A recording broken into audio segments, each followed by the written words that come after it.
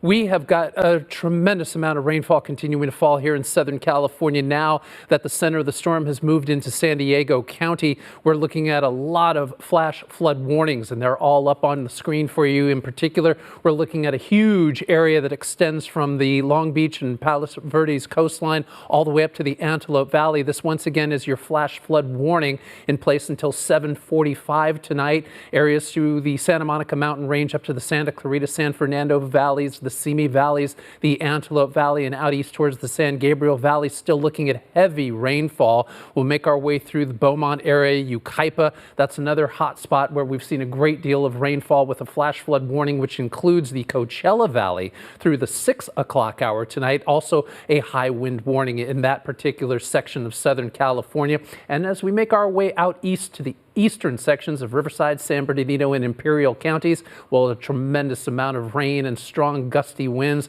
Flash flood warning in place until 7 p.m. on this Sunday night, and a high wind warning through 11 o'clock tonight. Tropical storm warning for all of Southern California through Monday. We're looking at tropical-like conditions that will continue through the night tonight. Strong gusty winds, thunderstorms. We'll look forward to the possibility of flash flooding taking place, and very dangerous along the coastlines where we could see water spouts, storm surge, high surf, as well as some beach hazard statements, which includes tremendous amount of rip currents, and the flood watch for all of Southern California in place through tomorrow morning at around 10 a.m. We're right now in the crosshairs of the most dangerous part of this historic weather event. This will mean that we're looking forward to even heavier rainfall coming through Southern California through the next 3 and 4 hours. Thunderstorms as well. We'll be back and we'll talk about coming out of Tropical Storm Hilary to much safer conditions as we make our way through the extended forecast, which I will have for you and your families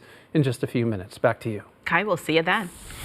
Well, all along the coast, communities there have spent the last several days preparing for the storm. Yeah, the sand berms have been added out there, and residents still showing up, getting the sandbags together. Kimberly Cheng is live in Long Beach with a look at the conditions at this hour. Kimberly? Hi, this is one of the few beach parking lots here in Long Beach that remains open because they are distributing sandbags. If you take a look behind me, we have been seeing a steady flow of people just lining up. There are lifeguards here, volunteers, CERT teams here filling up these sandbags, and they pull up and then they load them into their trunks. And this has been happening throughout the day as this rainfall is continuously coming down on us. The Long Beach Fire Department here monitoring the situation and continue to prepare at this emergency management command post that they have set up in this parking lot. Now, Long Beach is one of the areas under that flash flood warning until this evening. Now, throughout the day, people have been driving up, as I mentioned, to get sandbags, and we spoke with some residents a short while ago about how things are looking where they live. Listen. Yeah, I'm also a landlord, so I have to bring some for my other properties and stuff like that. I really appreciate what these guys are doing on a rainy day like that, so it's really nice. Are you seeing flooding over there? Yeah, we are. Like, it's at the fraternity house on 7th, like the way the drivers said, water's just going in there, so we have to bring more sand back to the fellas. Where's the water going into? Just into the garage. I live right here in Belmont Shore, and my garage is getting watered. So Water's coming in? Yep, it's really coming in, so I have to put these things out there. Now, due to expected flooding, the city of Long Beach has suspended bus service, and that will be effective in about an hour from now until 6 a.m. Monday. The mayor of Long Beach told residents that they're expecting to receive between 1 and 3 inches of rain today through tomorrow and could experience flooding and wind gusts of up to 30 miles per hour. He reminded the community it's important to have a plan for yourself and your family. Ensure you have adequate emergency supplies on hand, including food, water, medicine, batteries, and flashlights, and also take a moment to check on your neighbors. Now, Long Beach officials announced today that as of noon, almost all beach parking lots will be closed with the exception of this lot at Claremont and Ocean and 72nd and Ocean, where sandbags are being distributed. All city-run parks, trails, and sports facilities were temporarily closed for recreational use. They want people to avoid going out there unless it's necessary.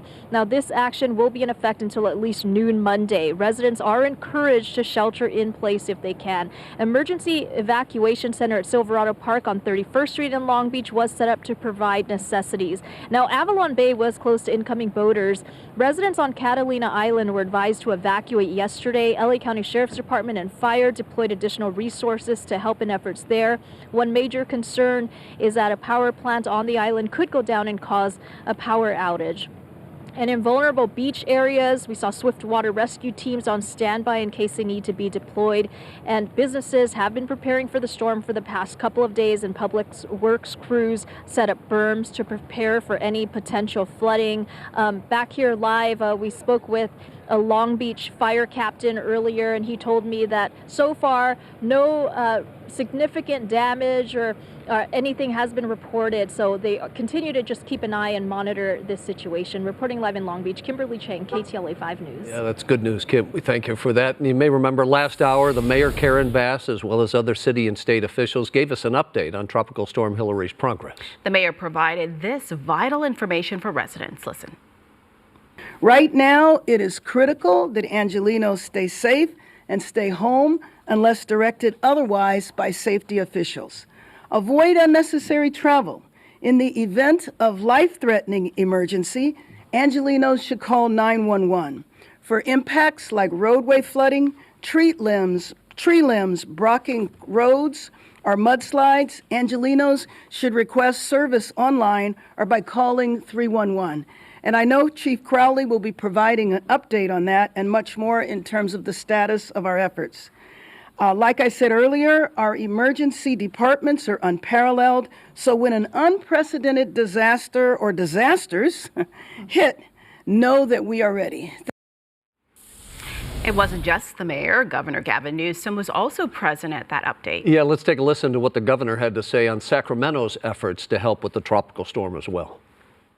I had the intention of doing what I've done for much of the day and over the last few days, and that was to visit, to check in, to listen, to learn, and to offer the support of the state. I've had the privilege of doing that today from the border down in National City. I had the privilege of being there yesterday with the convoy. Hundreds of National Guards men and women, 350 that were deployed to 11 counties throughout the region. Had the opportunity to spend time with Mayor Bass's colleagues down in San Diego and elsewhere, talking about their efforts, and moved our way up to meet with farm workers. Do your best, be safe. If you don't have an essential reason to be out there, don't. And if you're passing the CHP, which I was with, maybe you want to slow down. Also, the city of Pasadena has now activated its Emergency Operations Center as Tropical Storm Hilary works its way across our region. And right now we're joined by Pasadena Fire Chief Chad Augustine with what that means for residents and also the role his department is playing in the city's storm response. Chief, good to see you. Thank you so much for having me. Tell me, what does the activation of the Operations Center actually mean? Yeah, so we're activated at a level 2 for the city of Pasadena. And what that means is that we have a full set of city services here to support our residents. And probably the biggest lift today has been opening up a shelter. We currently have 50 people in the shelter, and making sure that they have all the needs that they have to get through the night and stay safe and healthy and dry. And Chief, you're right in line for this storm. You're probably going to get 4 to 6 inches of rain, a little bit more than other people are getting. What's the situation right now, and what problems are you having to deal with? We just did a citywide department brief.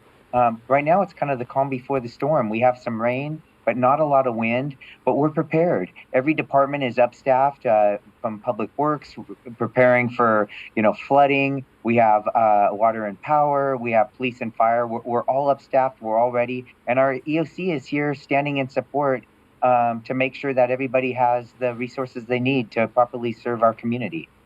And let's talk about those resources. The need may be so great on the ground for those who may be displaced or don't have shelter. Where can people go for help? Yeah. What we say is we have a shelter set up at Villa Park, but we also say the best thing you can do now is shelter in place, right? This is where we've been saying for the last couple of days, be prepared, have that go bag ready. But what I would really like is if you have a place to stay that's warm and dry, stay there tonight. Have those essentials in case you lose power with a flashlight and batteries and everything you need.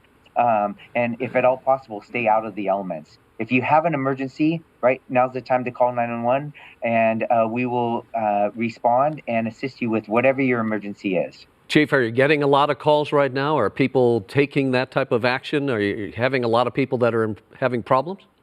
So far, the fire department has had about a 50% increase in call volume today over, say, a normal day, even yesterday. But our Pasadena Police Department has had normal services. Water and Power and Public Works has actually has not seen an increase. But we know what's coming ahead of us over the next 12 hours. Lots of wind and rain, and we stand prepared. All right, Chief, thank you so much for your time. We'll be checking in throughout the evening. Stay safe out there. Thank you so much. Thank you, Chief. Thank you. Stay safe. Crews up in the Antelope Valley clearing a mudslide in Palmdale this afternoon. This was along the northbound 14 freeway.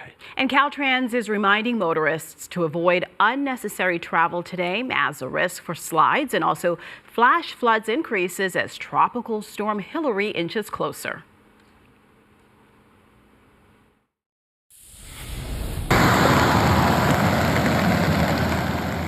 Yeah, and situations like this starting to unfold in San Bernardino County tonight. Many keeping a very close eye on places like Sheep Creek Wash here in Wrightwood.